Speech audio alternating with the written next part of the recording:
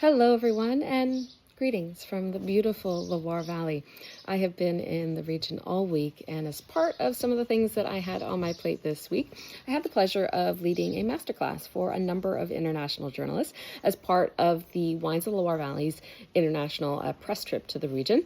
And this masterclass featured 16 Cabernet Francs from across the region, and the theme was the terroirs of the different appellations, something that I know many of you know out there I am very, very passionate about. So I thought I would take a moment and share with all of you the wines that were part of this masterclass and some of my insights with regards to these producers and the wines themselves and these terroirs.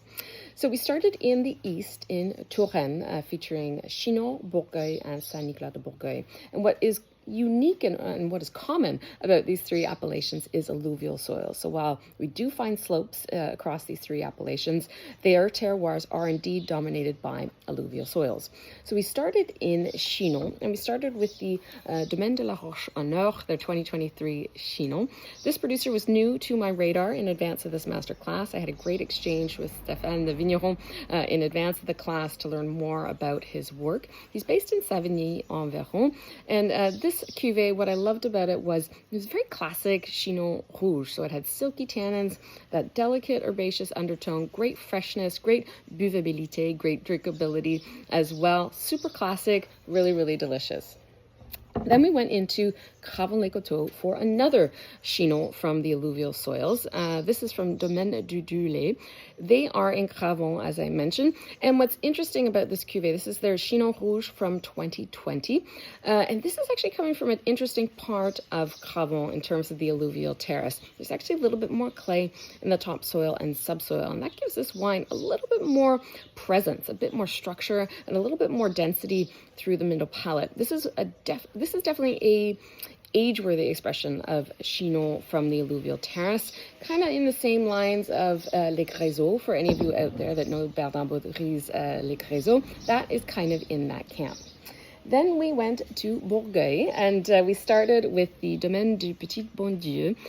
Thomas Pichet is the vigneron, and this is a cuvée that I have become quite fond of in recent months. I've had the pleasure of tasting it a few times. I met with Thomas at the vineyard last June, and so this wine is coming from Rassigné, but from the plateau, the Sinonian I think it's clays mixed with sand and a bit of flint up at the top, a very northern part of Rastigné, all done in concrete. And what I really loved about this wine was the floral profile that it had. It was just this beautiful, heady mix of flowers, like a combination of lilacs and roses and violets, and it was just lovely.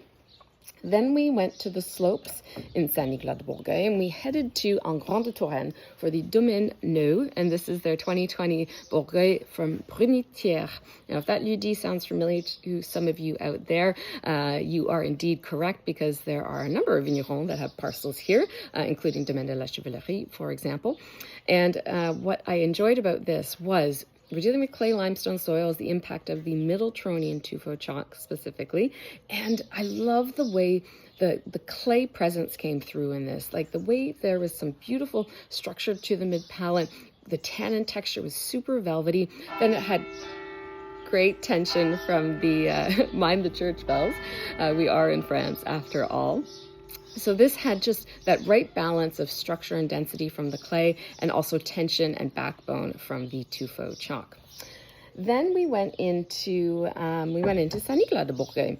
Now, when it comes to Saint-Nicolas-de-Bourgueil, this is dominated by the alluvial terrace, and we started with the Clos de Carteron, Les Carterons 2023 Saint-Nicolas-de-Bourgueil. This is a producer that many of you out there, I'm sure, are familiar with. This is quintessential Saint-Nicolas-de-Bourgueil as far as I'm concerned, and one that I often recommend to people if they're looking for a benchmark expression from this region.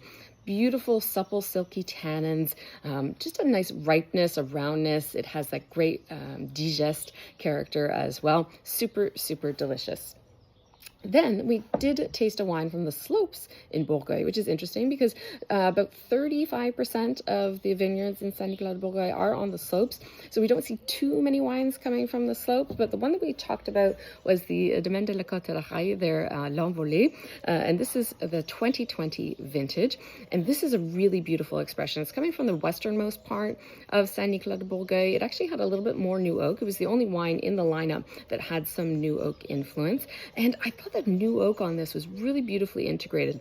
It provided just a little bit more roundness to the mid palate and helped to kind of calm some of that tuffeau influence and give just a little bit more oomph to the middle palate. Just super, super delicious. Then we went into Saumur, and of course the big difference with regards to Saumur is we really don't find alluvial soils in Saumur. So across Saumur, Saumur-Champigny, and then Saumur Puy-Notre-Dame, we really don't have a lot of alluvial soils there. So we started in Saumur-Champigny, and I presented a favorite, Le Petit Saint-Vincent, the Pelot, from it's the 2022 Saumur-Champigny. And this is not his entry-level Saumur-Champigny. It's kind of a little bit up there in the range. 2022 was a very warm, very dry vintage, and this certainly showed the solaire nature of the vintage. So it had amazing structure, but still quintessential Saumur-Champigny in that there was a lot of blue fruit, there was a lot of violets as well. Really lovely. This was a definite winner for all of the journalists that were there.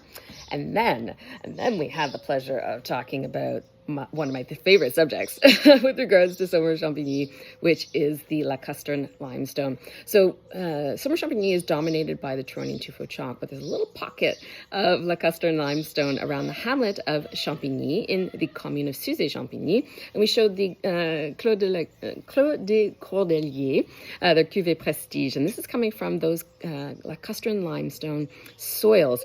And this is from the 2020 vintage. And how I normally kind of think about the tannins with respect to this particular part of Saumur-Champigny is, if we think of velvet being kind of the classic descriptor for Saumur-Champigny, this is a little bit more like a freshly ironed cotton shirt.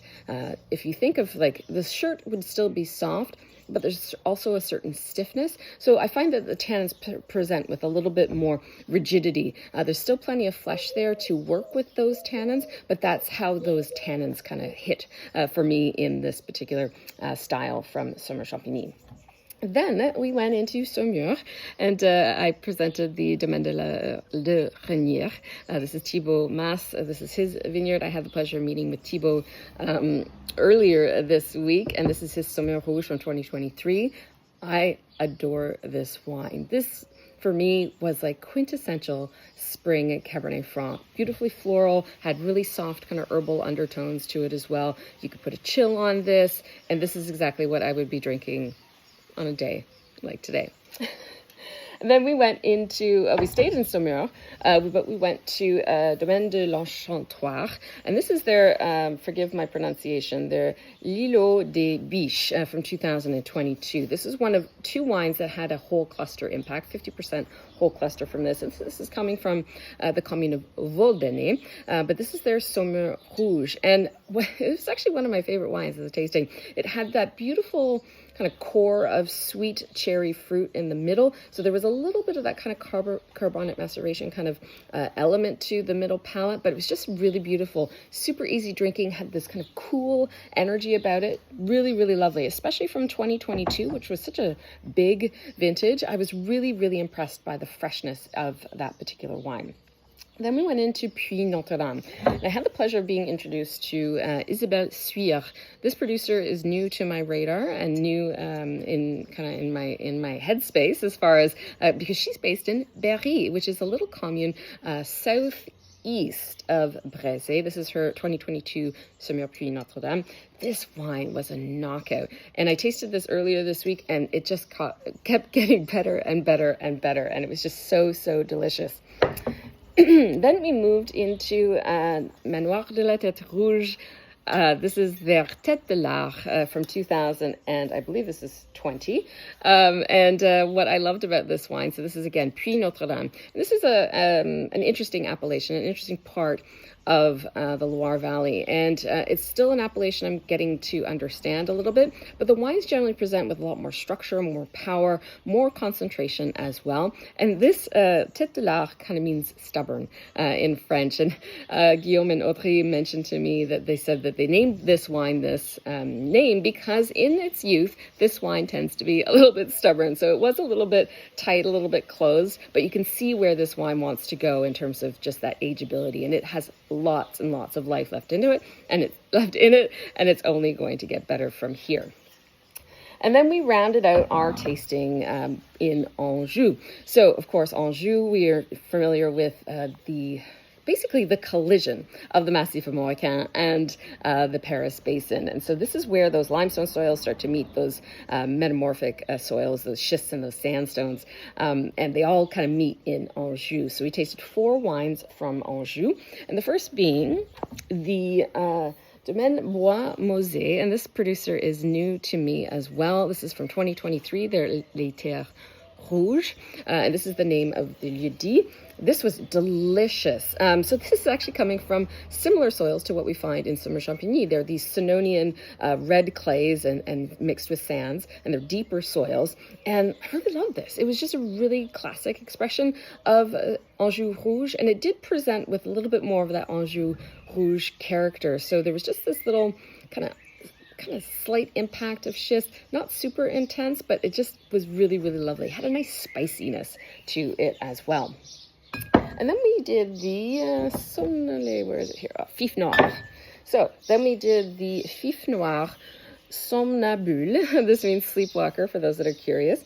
This is from the 2022 vintage. This was the one that had 100% whole cluster. And this is coming from Saint-Lambert-du-Latte, the left bank of the Léon River. So we're on the Breuvarian schist here. And I loved what the whole cluster brought to this wine. Surprisingly, it didn't have any greenness or anything sometimes that we associate with whole cluster. It was really balanced. It had just this lovely herbal undertone, great structure, really, really lovely. Finally, we had 2 more Anjou Rouge. One was the Domaine Sauvroy, pardon my French. This is the Victoire from 2023, all done in amphora in terms of the aging. And I love this. So this is an Anjou village, also from Saint-Lambert-du-Latte. So we're on the left bank of the Léon River in the Breuvarian schist. And for me, this was one of my favorite wines in the masterclass. It presented so benchmark Anjou Rouge from how my brain thinks about Anjou Rouge. It had this low reverberation of energy, this really sultry, moody kind of character about it. Kind of think rock and roll. Like if everything else was, I don't know, classic music or something like this, this would be kind of rock and roll. There's a bit of an edge to it, but in the coolest way. And I really, really loved how this showed and how it kind of presented that contrast with the limestone soils that we find everywhere else. And then finally, we rounded out the tasting with the Petra Alba from Domaine Bablu. And this wine is from Anjou-Brissac, from limestone soils, Cenomanian marl to be specific. And Anjou-Brissac is an interesting part of Anjou. It is truly where that colliding of the Massif Marocain and the Paris Basin happened. And this wine was so great. And it was great to end on this wine because it really brought the whole tasting full circle, because we kind of ended on limestone soils as well. And it really showed the contrast, particularly from the Domaine Sauvroy, which we presented before this. Really delicious wine. And that was the masterclass. It was such a thrill to present these wines, and I think the feedback was really good, and I think it really kind of opened everyone's eyes to the versatility and the diversity across the Loire Valley and what Cabernet Franc is all about across this beautiful region. And it has been a beautiful start to the vintage here, the 2025 vintage. Today it is sunny and a beautiful 19 degrees today. It has been a calm start to the vintage, and my conversations with vignerons so far, so good. Everybody's keeping their fingers crossed that the vintage continues in a really great way. So that is all I have to report from the Loire Valley this week. Thank you so much for watching, for your attention. If any of you have had any of these wines, or you recognize any of the producers, or have any comments with regards to the terroirs, do let me know in the comments below as always. And of course, as always, I will be back again soon with some more wines. Cheers.